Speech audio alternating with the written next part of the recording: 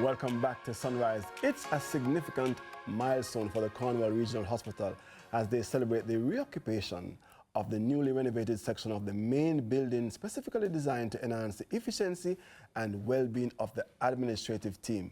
The renovated space boasts improved ventilation and lighting, upgraded IT infrastructure, enhanced accessibility features, and modernized office spaces. Someone's got already nice.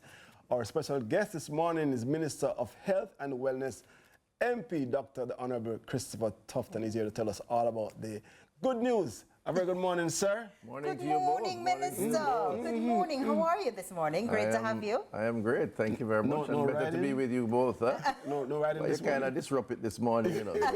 I get back to We're it. drawing out a little too early for that. Of course. Minister, you know, let's jump right into it and talk to me about the significance of this opening and what exactly it means. Well, what it does, I think, is to reinforce the vision that we had, that we want to create a new Cornwall Regional Hospital. I know it didn't come without challenges. It has been a long time. We had a disruption of COVID almost 3 years. We had to stop literally, and we had to rescope because the lack of maintenance over many years made the facility so run down that the relocation was necessary. And we had to just totally gut the facility and started rebuilding.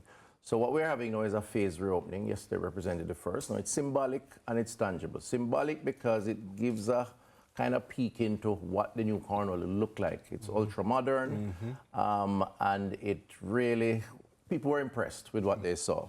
It's tangible because we are now bringing our administrative team together who were off-site for the most part. And pulling them back onto the main campus so that in terms of the efficiencies of managing the facility, it can be managed. So it's a good day. You know, we are very happy, and more so the team who has to work and who have made sacrifices over the many years while the institution was down. Know that this will impact service delivery. I'm sure in terms of mindset, they're already thinking that is a That's better critical. environment I mean, clearly, you know, an organization isn't run unless people behind it do the work, and they have to be motivated. So the working environment is very important. Some people ask, why did we start with the administrative as opposed to my next a block? Yes. Because we have to manage. And it's one thing to put patients in a building with management all over the place, as opposed to having the management there who then pilot the re-engagement. So it was important, we felt, and the team, the project team, for us to have the administrative block back up, and it comes with procurement, accounting, general management, IT systems. After that, we're going to phase, as the months progress, into the server room, the dietary, and then you'll start seeing the ward spaces coming on stream. And we're hoping that the full re-engagement of the building will be by the first quarter of the new year. I'm excited about that, but Minister, you know Jamaicans, and you know we stay, right? Of course. So let me be a Jamaican now, and you tell me now. And if you were to say, listen, you're spending all this money, and you know this is such an important structure, an important thing for the entire region, that side, you know, when are we going to feel it? If you are put up in this office and now you have pretty AC and pretty building and pretty chair and whatever, but we're not on a bed and we don't have the machine and whatever. How should I feel about that? Well, what would you say? First of all, I think it is misinformation to suggest that Cornwall Regional as a hospital providing services has not been functioning, even with the main building being down. I gave some statistics yesterday. A&E, for example, at Cornwall Regional saw over 40,000 cases last year. They're still doing dialysis, still doing cancer treatment, still doing elective surgeries, although it's at Falmouth because we have built 2 new operating theaters there. And thousands of people, 500 persons a day, pass through for outpatient clinics. So the hospital services have been functioning, but it has been a logistics challenge because you're talking about active construction site with an active hospital, which doesn't happen many places. What we have decided to do, what we had decided to do, the government that is to fix the problem in a comprehensive way other than a band-aid approach. From as far back as 2009, well before this administration, Cornwall Regional had air conditioning and ventilation issues. When we came on board, it literally collapsed as a result of poor maintenance over the years. Initially, we said we were going to fix the ventilation challenge, which is why we had an initial price tag. But then after a while, after looking at it with the technical team, we decided that they really need a new hospital. And hence the stripping down, the timelines, and now, of course, building back up with the opening yesterday. So my encouragement to the people of Western Jamaica, and the Jamaican people generally, is that much better days are coming in terms of Cornwall Regional. You have Western Child and Adolescent, which is right next door, a brand new hospital.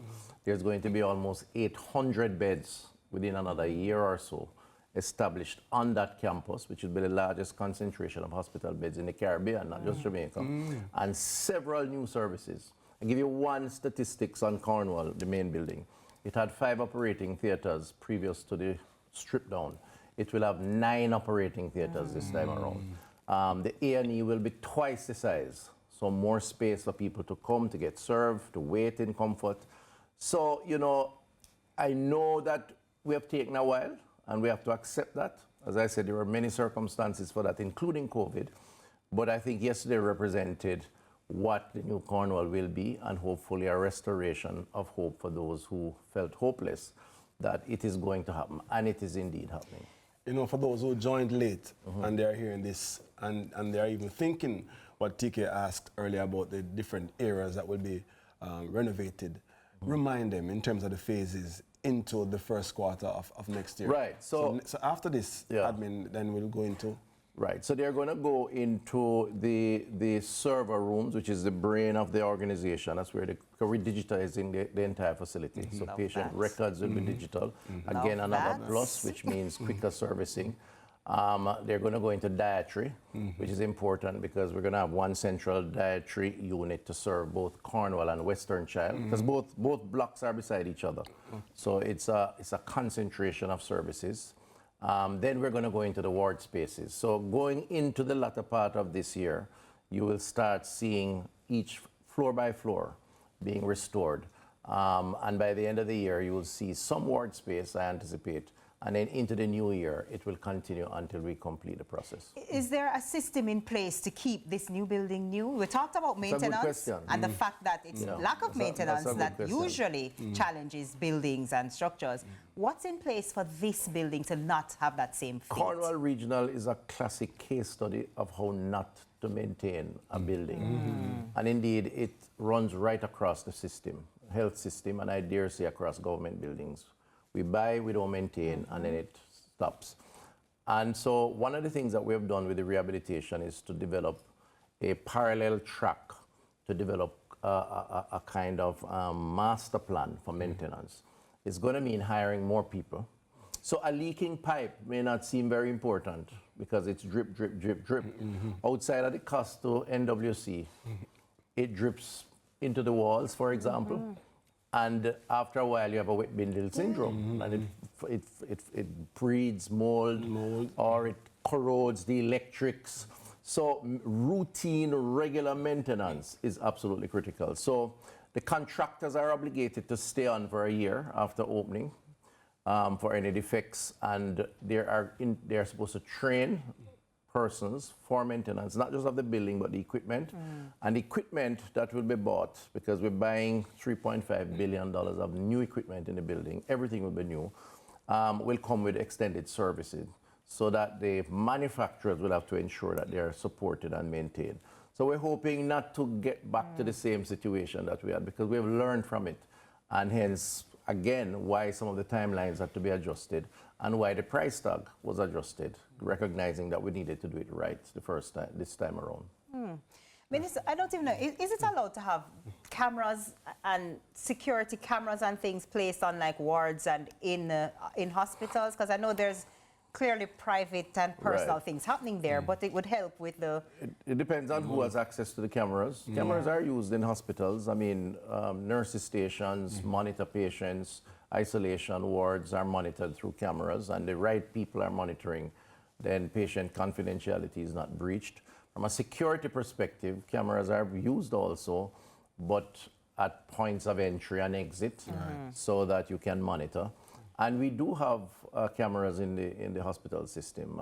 I think we could do more, certainly from a security perspective. And that's a conversation that is taking place. We spend millions and millions of dollars each year to hire security companies who provide basic security on the compound and at the points of entry at our hospitals. So we can do more, but they are used.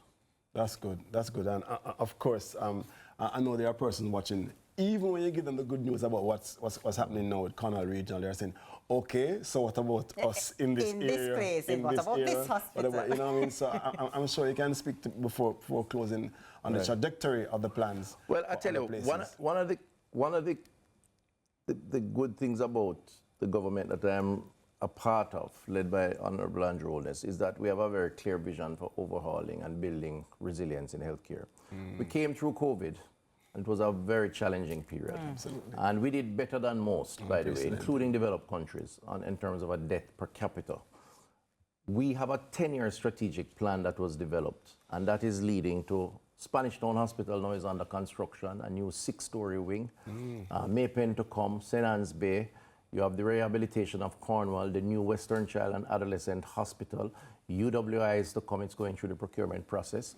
We're adding more hospital beds and hospital space, new, than any government since independence. And I challenge anybody to challenge us on that. Our capital expenditure, now it's still a work in progress because you had to design, you had to go through an entire process, but we're now seeing the manifestations of that. If you go to Spanish Town, you'll see it, massive construction site. And I could go on and on. The same for primary health care and health centers.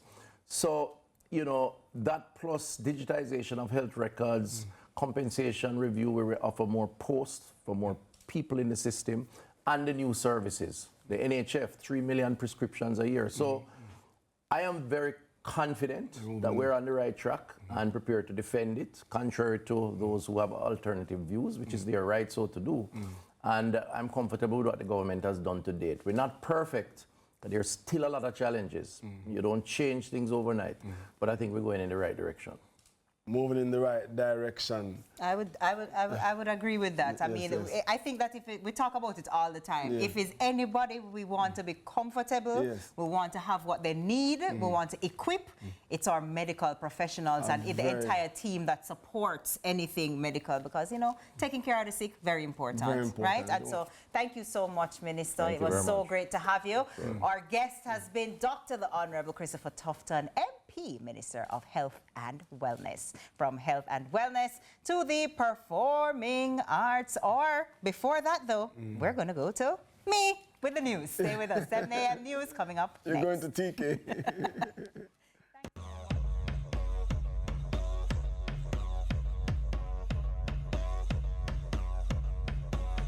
We're ready. We're ready. Yeah, we're ready. Ready. Ready. Ready. Ready. Ready. We're ready. We're ready. Yeah, we're ready.